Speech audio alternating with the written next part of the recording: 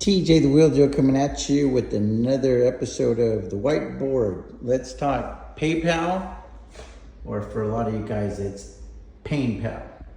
So what's going on with PayPal so far? Year to date, we're at $76,000 to the good. And let's talk about our current trades, and we'll go over the gimmies and the gotchas. So we've got 100 short puts at 60 bucks, 19 days to expiration with extrinsic value of 8,700. And then we've got 200 short puts at $50, 383 days to expiration, extrinsic value of 74,400. Capital required for these trades is 128,000. These were cash secured puts. The notional value would be 600,000 for the first trade and $1 million for the second one. So 1.6 million. So you can already see that on Tasty Trade, because we have portfolio margin, it's a lot more capital efficient to place the same trade, collect the same premium, but you're only tying up 128,000 versus 1.6 right off the bat. So that part's really, really good. That's considered a gimme. And in a little bit, we'll talk about the gotchas. So this is my awesome artwork. We've got the $60 puts and the $50 puts. Current share price is about 63 bucks. We got 19 days to expiration, and we've got 383 days to expiration. So it's real simple. If PayPal stays above 60 and 50, all of that money is ours to keep. If it goes in the money, if it drops below 60 or if it drops below 50, we're contractually obligated to buy a lot of PayPal. 10,000 shares of PayPal at 60, which is a notional value of 600,000, or 20,000 shares of PayPal at 50, which is a notional value of $1 million. So if it were to really, really go south, if it were to go to zero, we have to pay $1.6 million for PayPal, and it would be trading at $0. Is that likely? Not really. So what do I think is going to happen? I think that PayPal is going to cruise above 60 bucks for the next 19 days, and we're gonna make another 8,700 bucks, and then that risk comes off the table. So that 600,000 comes off the table. And then now it's just about what I call my backstop trade. It's an oversized trade. So over a year in advance, you're getting, 30, 40% annualized return. That's kind of what you shoot for. If this was a cash secured put, it would be real hard to get that kind of a return, right? Because you're tying up $1 million, you're only picking up about 75,000.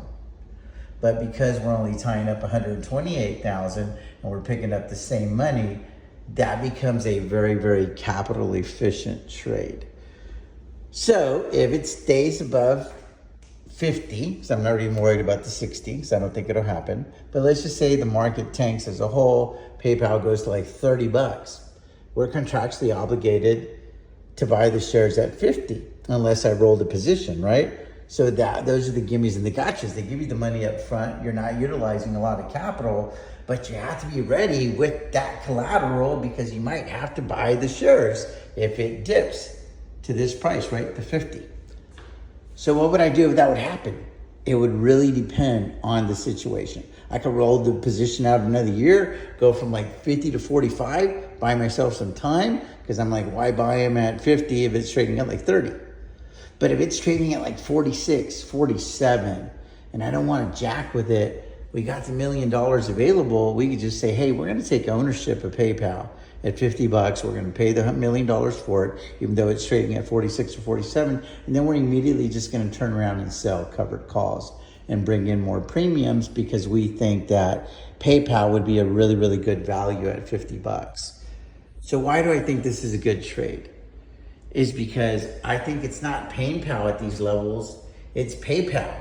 Because if you can scoop up shares of PayPal at 50 bucks, that'll probably put it at like a 10 PE or something like that. You're talking about a company that's buying back the float. It's a profitable business. They're gonna start growing again here. I really feel like they're already doing it, but they're really gonna start growing here in the next 12 to 18 months. I just think this is an opportune time to build a position on a high caliber company like PayPal. So what I really like about this trade is I feel like the risk is like right here and the reward's like way up here. So it's just an asymmetrical bet in my opinion. And on top of that, This is the type of trade that doesn't cause me any stress, because if I had to own PayPal at an entry point of $1 million, and then I'm able to subtract the $80,000 or so that we got paid in premium up front, and I couldn't do anything with those shares, but I had to own them for the next 5 to 10 years, I'd be okay with it, because I think that PayPal down the road would be trading a lot higher than $50 per share. But anyway, everybody has to run their own race, do what makes sense to you. This is the trade that I'm in. TJ the Wheel Deal signing off. As always, may your skies stay blue, stock green. Peace out. God bless you guys.